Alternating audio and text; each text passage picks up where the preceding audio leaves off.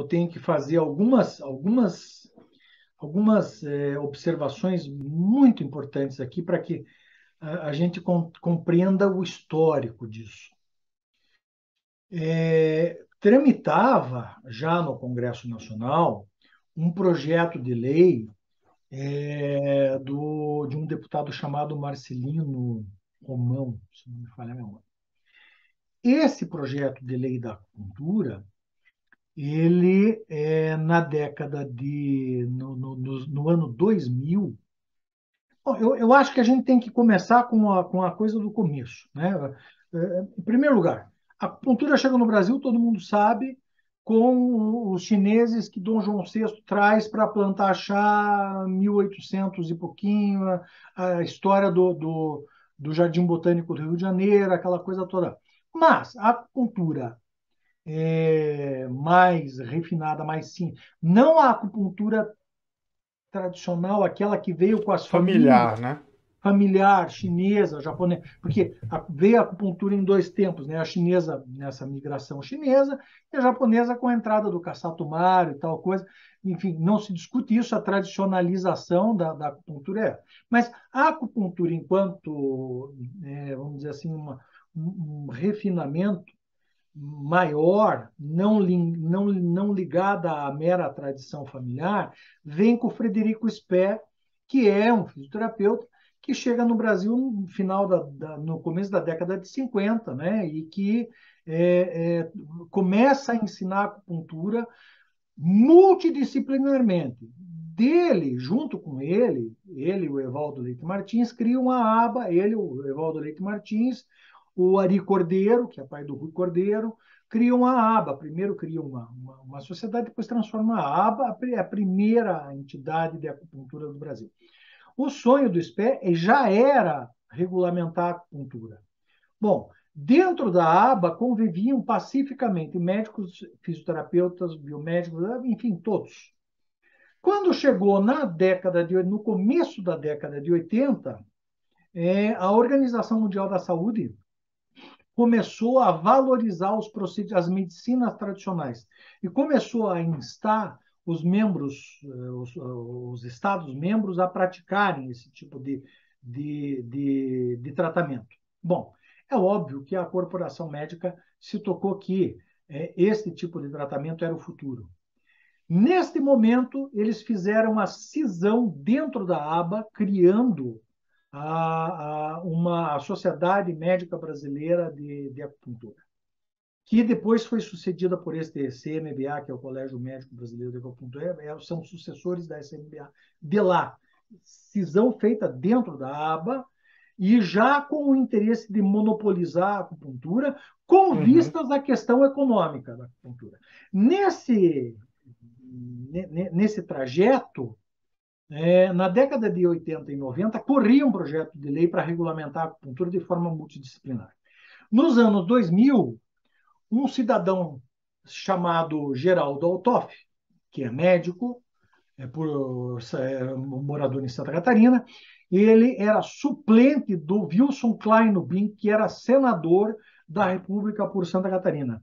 O Wilson Kleinobin, lamentavelmente, faleceu e o Geraldo Altoff assumiu a vaga de senador. Sendo médico e corporativo, a corporação médica buscou nele apoio para modificar o projeto de lei que estava tramitando para dar acupuntura multidisciplinar e transformar ele no monopólio médico. E eles efetivamente modificaram, fazendo um substitutivo do Geraldo Altoff.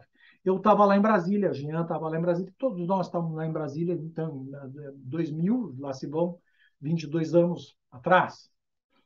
E voltamos de cabelo em pé e começamos a lutar. Esse foi um dos motivos pelo qual eu voltei e ingressei na faculdade de Direito, exatamente como eu já havia te contado, para poder nos defender dessa Uhum. situação. Pois muito bem. Como o projeto de lei foi modificado no Senado, ele voltou para a Câmara, que era a casa autora. O Senado era a casa revisora. Muito bem, quando ele voltou para a Câmara, nós conseguimos, foi para a mão do Fogaça, do Rio Grande do Sul, e nós conseguimos travar ele na mão do Fogaça e deixar ele quieto. para daí então depois voltarmos com outros projetos de lei, que é esse que nós estamos tocando agora, um deles e tal. Muito bem. Este corporativismo médico que nós enfrentamos hoje, ele principia na década de 80 e ele tem por principal motor a questão, o monopólio econômico da acupuntura. Não tenha dúvida nenhuma disso. Ele não tem interesse em outro, a não ser o interesse de monopolizar economicamente a acupuntura, que já veio para o Brasil multidisciplinar há muito tempo. Né? Uhum. Então, esta ressalva a gente tinha que fazer. Esta tentativa de monopólio que nós sofremos vem dessa história, dessa cisão lá da aba, dessa construção aqui, e que vai, vamos dizer assim, eles na década de 80, embora tivessem negado na década de 70 que a acupuntura era uma especialidade do médico, que propugnavam que só charlatão fazia acupuntura, e que lançaram ação contra o próprio Evaldo Martins, o Vulto Kang também respondeu ação em cima disso, o pai do carioca lá, do nosso colega que é fisioterapeuta, o, já me lembro o nome dele, o Mack, o pai do Ricardo Mack, chegou a ser preso, né, por uma falta, uma alegada prática ilegal da medicina, um troço horrível, né, e depois foi solto e tal coisa. Bom, mas isto começa aí e a intenção não é outra senão o monopólio econômico da acupuntura especificamente, como houve quase que um monopólio exclusivo da homeopatia. Então, basicamente, esse é o resgate que a gente tem que fazer do histórico da acupuntura. E hoje nós nos encontramos novamente nesse ponto, onde veio um projeto de lei da Câmara dos Deputados e passou para o Senado, está na mão do senador Eduardo Girão, onde nós tivemos lá junto, eu, você, Daniel, o Jean, discutindo esta regulamentação da acupuntura, que já tarda demais. Nós já podíamos estar anos-luz à frente da prática da acupuntura, porque os acupunturistas brasileiros, além de tudo, são muito bons acupunturistas. Todos os acupunturistas brasileiros que desenvolvem uma boa acupuntura aqui no Brasil são referência mundial. Né? Sim, sim. Eu acho que eu fiz questão de trazer, né, esse ponto, né? A gente deu até uma puladinha aí na sua história, a gente volta, Ah, mas essa questão dos detalhes legais, né?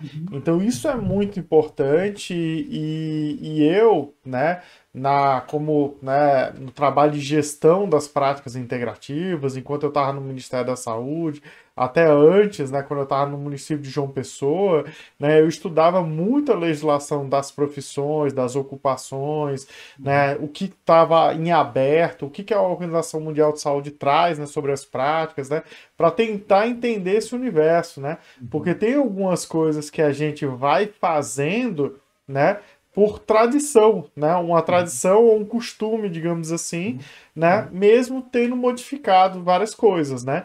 Então, era muito cômodo para, né, a medicina, né, não definir o que era a sua prática, sim, né? sim.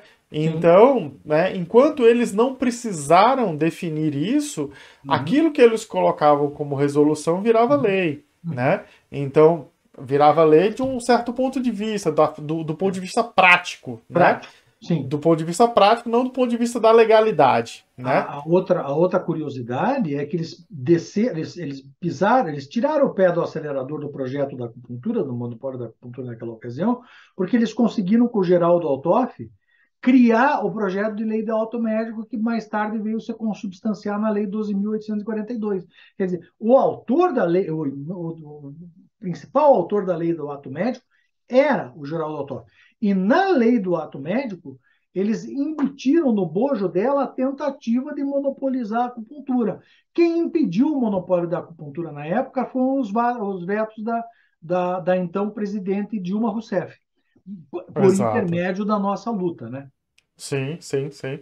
Então, eu acho que é justamente. Então, o aspecto que eu tô querendo reforçar, enquanto ninguém questionava isso, né? Uhum, sim. E como você citou alguns casos, né? Os conselhos regionais de medicina chegavam com o delegado, né, ou o Ministério, né, o Ministério Público e o delegado, né, a polícia já nas escolas, né, isso aconteceu muito com a homeopatia, aconteceu muito com a acupuntura, né, e já prendendo a pessoa por exercício ilegal da medicina, né? Verdadeiro absurdo. Exatamente. Do ponto de vista da legalidade, né, não tinha base nenhuma, né? Então, isso era, né? Só que aí quem começou a questionar foram justamente, né, os conselhos, principalmente, né, os conselhos profissionais, né, que defendiam as suas categorias, vários processos individuais, e foi criando, né, um entendimento jurídico, né, e os médicos começaram, né, o Conselho de Medicina começou a perder os processos, né? Então, quando se dizia assim, fisioterapeuta não pode fazer isso, aí o conselho, né, dizia assim, olha, tá aqui na minha lei o que eu posso fazer, né? Não, mas isso é ato médico. Aí se questionava, tá, mas o que é ato médico? Não tinha nenhuma lei dizendo isso. Então, enquanto antes, de forma prática, tudo que eles colocavam, né, aí eles respondiam, não, tá aqui a nossa resolução, né? Aí resolução não é lei, né? Resolução de conselho é ato administrativo para regulamentar os seus profissionais, né? O ato dos seus profissionais. Então, quando eles começaram a perder, eles começaram a ir atrás, né, de ter definido na lei, né? Que aí foi uma grande briga, né?